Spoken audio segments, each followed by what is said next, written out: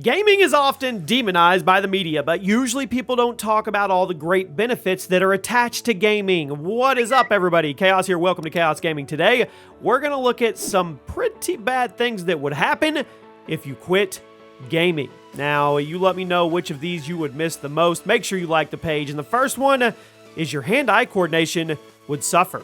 I'm serious. Despite all the terrible things people say about video games, this is one that most everybody can agree on. Video games have been long proven to greatly improve your hand-eye coordination. After all, gaming requires a lot more precision and timing than most other hobbies. You don't even realize it when it's happening, but your hand-eye coordination has gotten a lot better since you started playing video games. Make sure you guys have your notifications turned on. Make sure you're following the page. Tell me what your favorite video game of all time is in the comments. And the next thing that you would suffer from is memory loss. Yeah, your memory would suffer. It's interesting. I mean, according to various studies, people who play a lot of video games have a better visual and audio memory than those that don't. Now, when you're playing a game, you have to remember a lot of things. You have to remember what each button does. You have to remember different audio cues. You have to remember what a new item does. You have to remember the layouts of different maps and environments. You get the point. It goes on and on. Video games work out your memory a lot more than you probably realize. So, it shouldn't be a shock that people who play a lot of video games generally have an easier time remembering where things are and what things to do and what checklists they have in their head. Next up, your driving is going to get really bad. Maybe. Could get worse. Now, this is one that a lot of people don't actually realize, but it makes a lot of sense when you think about it. It has been proven that people who play more video games, specifically action games, are better drivers than non-gamers. It may sound bizarre, but it makes sense. When you're playing a fast-paced action game, you're making decisions on the fly, snap decisions. You're being extremely precise with your movements. That kind of attention to detail and snap decision making helps out with driving. Plus, you have all that hand-eye coordination benefited as well that we already discussed. On average, gamers are much better drivers than non-gamers. You wouldn't want to give that up, would you? So don't ever think about quitting games. Now, this next one you should get over anyway. You'd be a sore loser. Don't get me wrong. There's already a lot of sore losers in video games, myself included at times. But generally speaking, gamers tend to be better at losing than non-gamers. Now you're going to say, nah, this one's off base, Jimmy. Hear me out. Think about it. In video games, losing is kind of part of the fun. You try something, it doesn't work. You lose or die, then you try it again with a new approach. A lot of gamers are still pretty sore losers, but that's usually because we're passionate in the video games. Well, they're often extremely competitive. But you also have to remember that the super competitive multiplayer games aren't the only ones where you lose. Puzzle games, hack and slashers, RPGs. There is a bit of losing involved in all of these, at which point you try to figure out what went wrong and where you can improve. It's all part of the process, and losing isn't the end in video games. Guess what else would suffer? Your concentration. Yep, video games often demand a lot of concentration from the player. Like I said before, there's a lot of memorization and a lot of attention to detail, and that overall seriously helps with your concentration. Multiplayer games in particular demand a ton of concentration from the player in order to succeed, and that level of concentration can be carried over into real-world activities, work, school, studying, everything.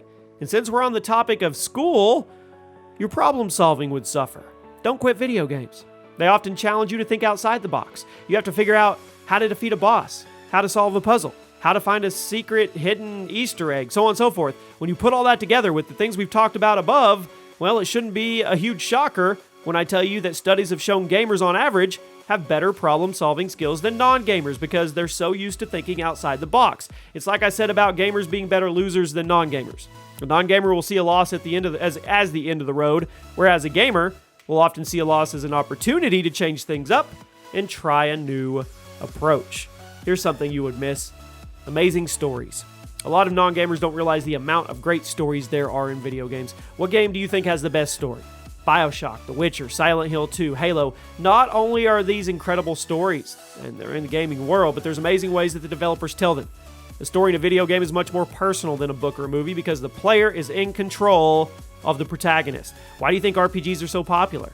When they're done right, a video game story has far more potential for emotional impact than any other medium because no other medium involves you in the storytelling process the way a game does. Now, obviously, movies and games have their own pros and cons over one another, but don't sleep on the power of video game storytelling. You don't want your career to suffer, do you? Here we go. You'd miss potential career opportunities, seriously. With every year that goes by, the gaming industry gets bigger and bigger, allows for more and more opportunities to take it seriously. It used to be the only way to make money in the gaming industry was to be a developer, publisher, or retailer. But in 2021, you can be a social media manager, you can be a streamer, you can be an editor, you can be a copywriter, you can be a journalist, you can be an esports analyst, you can be an event coordinator, QA tester, the list goes on and on. There are so many job opportunities in the gaming industry now that go beyond the obvious things like a developer or a content creator. If you walked away from video games, you would also be walking away from the giant, great career opportunities that could come. How about friends? How about new friends? You'd miss out on new friendships. How many friends have you met while playing video games? Mine's in the hundreds, maybe more. It's a stereotype that gamers are antisocial basement dwellers, and while that stereotype is slowly going away, there's people that believe it, which is painfully ironic when you think about all the friends you've been playing games. Just about every person who plays video games knows at least one person they met through the hobby, and they would never have met that person otherwise. Maybe you met them while playing a game online. Maybe you met them in a forum. Maybe you met them while buying gaming stuff at a store. Wherever you met them, you never would have met that person if you weren't a gamer, and you never know when you'll meet another person like that. Video games are much more social than people think, and if you were to walk away from gaming, who knows how many potential friendships you'd be walking away from. And the final thing is, you would age faster. You may think I'm making this up, but I'm not. In late 2017, a study concluded that seniors who played video games actually got a boost in their brains that slowed down aging and reduced their risk of Alzheimer's disease.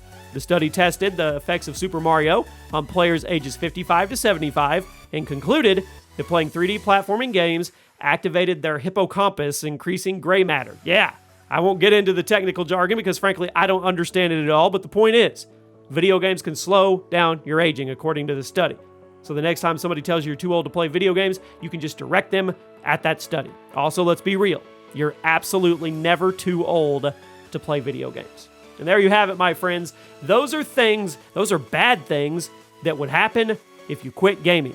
So never ever quit gaming, and if for some reason you come across this video and you've never gamed, well, it's time to open up your world.